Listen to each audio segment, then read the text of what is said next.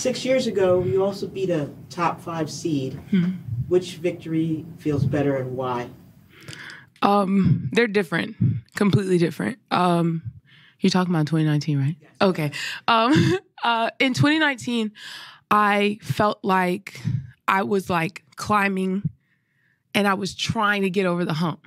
And there were like so many opportunities where it was like, I almost got there and didn't get it. Almost got there and didn't get it.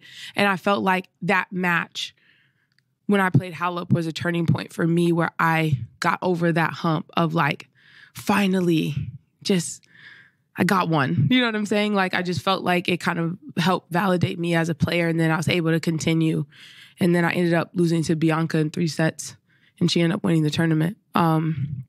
This time it just feels completely different.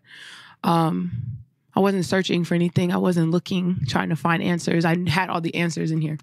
And I was so confident and so sure of myself and what I was doing and how I was executing that it didn't matter if I hit the back fence, the bottom of the net. It didn't matter. I just kept going. And so it felt completely different. I'm a totally different person than I was in 2019. And I think that showed. And that's what's really cool about tennis in these moments is like you're able to reflect and kind of look even at the mannerisms and how I carry myself then and now.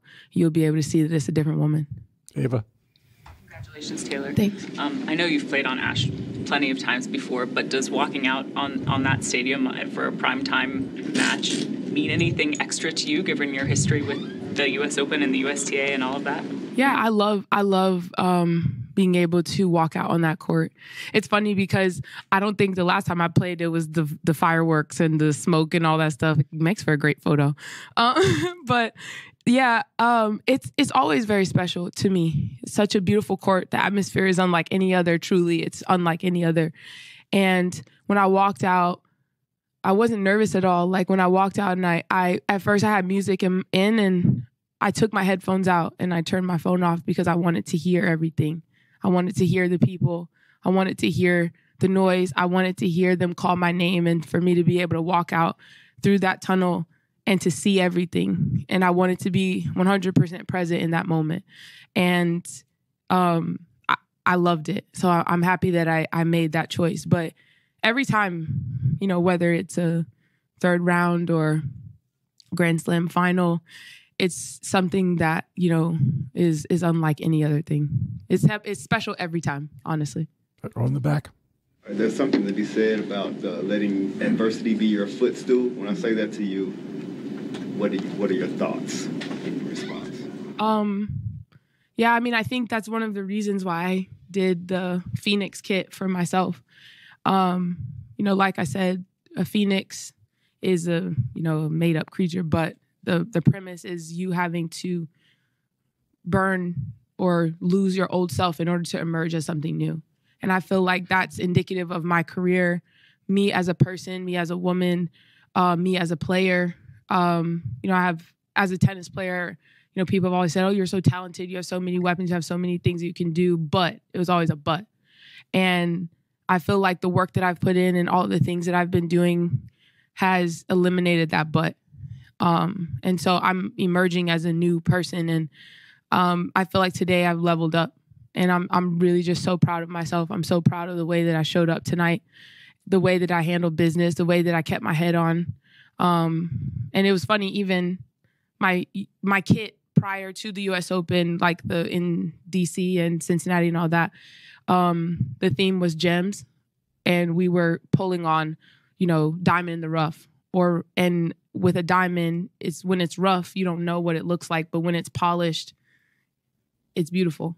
And so, you know, through all the things that I've gone through, you know, it's only been polishing and shaping and molding. And, you know, now you guys see the nice shiny object. But it's been a lot of hard work behind the scenes. But, you know, I'm just so proud of the way that I'm showing up. I wonder. Can you just try and explain what the last sort of 48 hours has been like, and how hard was it just to try and focus on the tennis and kind of shut out all the noise? It hasn't been hard at all. You know, I said to my team, I was like, I'm made for this type of stuff. I really feel like, you know, it wasn't hard because I stood in my truth. So there was I didn't have to defend anything that I said. What I said, and I meant. And so, for me, it was also good because I had doubles the next day. So I had to get right back on the page, because at the end of the day, I will never allow any drama or anything on the outside to deter me from what my goal is when I step into the lines on the court. And when I step into those gates, nothing that's happening on the outside matters. And that's how I was raised. And I'm really embodying that thought process. So when I got out onto the court, when I got into the practice court, when I got out onto the match court, it was about business. And it was the same tonight. It's a different type of challenge, right? It's a different type of, exposure and, my social media and all of the, people being able to have access and things to say. And I said to my team, I was like, dang, I didn't know this many people had my phone number. Like so many text messages and stuff, and just trying to like filter through those things. But I also I really took the time to be intentional to like shut it off. So when I got to the hotel and I said, okay, I'm done. I put my phone down. I put it on Do Not Disturb. I stopped. In the morning, I cut it off. So when it's time to do the job, it's time to do the job. And that's what I think is a testament to being professional and being able to block out what's on the outside. And when you step in the lines, you handle business. All right, we have time for two more. Willie, Ben. Taylor, you've spoken about your focus just now, but what about the confidence that you exude and that you've described? To what do you attribute that confidence? I attribute it to experience and doing the work.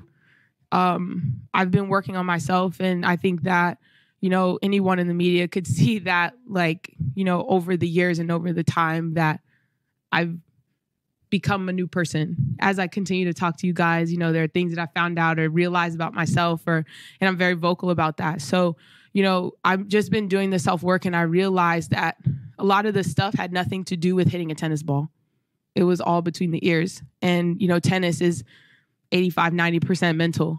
And so for me, I accepted that was my downfall and that was my flaw. And, I decided to dive into that. And it's been uncomfortable. It hasn't been easy, but I'm doing the work. And I'm saying doing because it's an ongoing thing. Like, it's not a thing where you do it and it's like, oh, okay, cool, check. It's an ongoing process. Even out on the court, having to adjust. Oh, I hit that to the back fence. All right, that was embarrassing. All right, next point.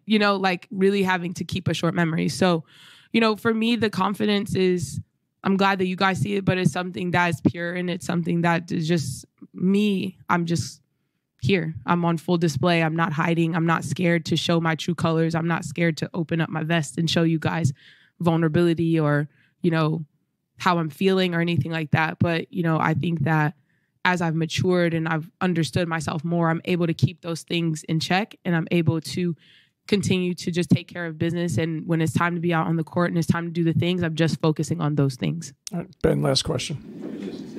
I know you've blocked some things out, but I'm sure you've seen just the volume of support you've gotten. I think your Instagram followers have roughly doubled. I think you've gotten more followers than any other player during this U.S. Open, men or women's side. I mean, we've known you for a long time and know that you, like you said, you're staying who you are, but a lot of people are seeing you or encountering you for the first time and liking what they're seeing and resonating with you. So I'm curious just how gratifying that is to be having this moment, to be getting on Ash, probably more for you than for the number 5 player in the world, honestly, across the net. Like, how did that feel just to be having this moment and having people see you and want to support what it is you're standing for? Well, that's a really interesting question. I never thought about it that way, but you're very right. Like, this is some people's first time interacting and like finding out who Taylor Townsend is, right?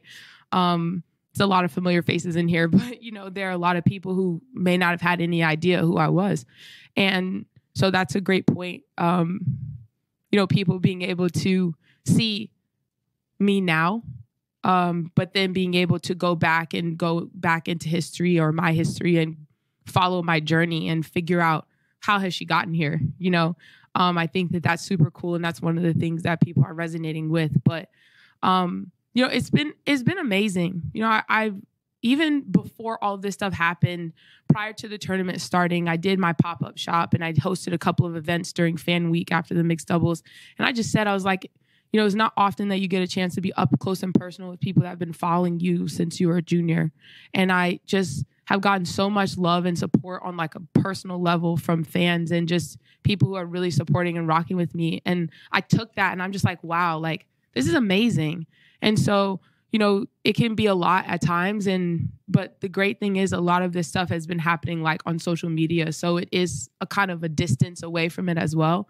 But I'm embracing it. I'm enjoying it. And like I said, it's cool because I'm just showing up as myself. So I don't have to be anything else but me. And, you know, if you like it, you like it. If you don't, you don't, whatever.